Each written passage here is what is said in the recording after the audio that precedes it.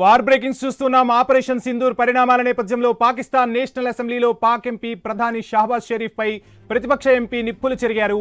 ప్రభుత్వం నిజాలు దాచిపెడుతున్నప్పటికీ ఎంపీ మాటలు వింటే పాకిస్తాన్ చాలా నష్టపోయినట్లు తెలుస్తోందని విమర్శలైతే వెల్లువెత్తుతున్నాయి. పాక్ ప్రధానితో పాటు ఆర్మీ చీఫ్ అసీం మునీర్ పై కూడా విరుచుకుపడ్డారు.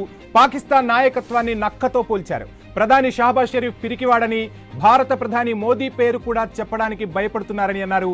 ఇక ఆర్మీ చీఫ్ అసీం మునీర్ ను ఉద్దేశిస్తూ పాకిస్తాన్ ఆర్మీని సింహం కాదు తోడేలు నడిపిస్తోందని, పాక్ దళాలు తీవ్ర నిరుత్సాహంతో ఉన్నాయని ఆగ్రహం వ్యక్తం చేశారు.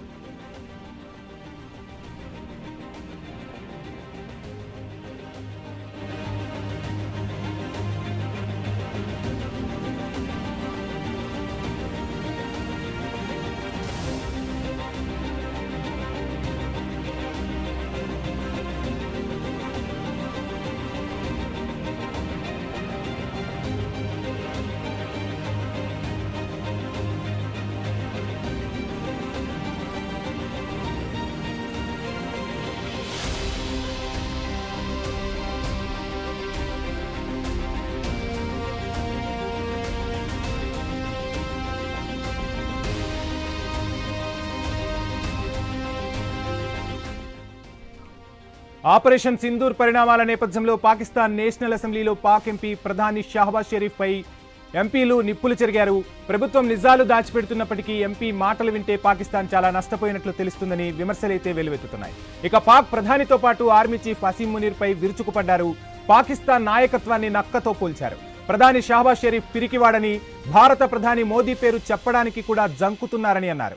ఆర్మీ చీఫ్ అసీం మునీర్ ను ఉద్దేశిస్తూ పాకిస్తాన్ ఆర్మీని సింహం కాదు తోడేలు నడిపిస్తోందని తీవ్ర వ్యాఖ్యలు చేశారు. ఇక పాక్ దళాలు తీవ్ర నిరుత్సాహంతో ఉన్నాయని ఆగ్రహం వ్యక్తం చేశారు.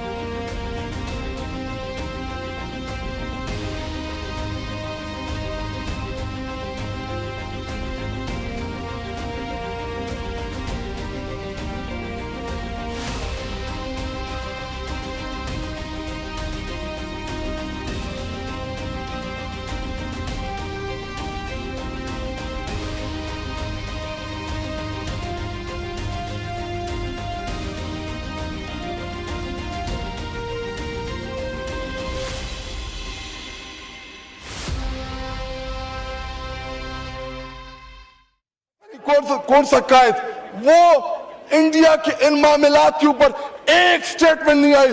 जनाब डिप्टी स्पीकर साहब, मुझे टीपू सुल्तान के वो एक कॉल याद आ रहा है कि अगर एक लश्कर जिसका सरदार शेर हो और उसके साथ लश्कर में गीदड़ हो तो वो शेरों की तरह लड़ते हैं। अगर शेरों का लश्कर उसका सरदार गीदड़ हो तो वो नहीं लड़ सकते, वो जंगे हार लेते हैं। इस वक्त बॉर्डर पे खड़ा वो फौजी जो हमसे तवक्को रखता है कि हमारा लीडर जो कौमी लीडर होता है या जो वजीर आजम होता है वो आईना होता है, वो फेस होता है, उसकी तवक्को है कि हमारी सियासी क़यादत वो दलेरी के साथ मुकाबला करेगी। जी वाइंड अप करें, जुम्मे का टाइम है, आखिरी 2 मिनट दे जी। लेकिन जब आपका वजीर आजम, जब आपका लीडर बुज़दिल हो, वो मोदी का नाम ना ले सके, उसको आप क्या पैगाम दे रहे बॉर्डर पे लड़ने वाले उस जवान को? इनका पता नहीं कौन सा कायद वो नहीं आई। जनाब डिप्टी स्पीकर साहब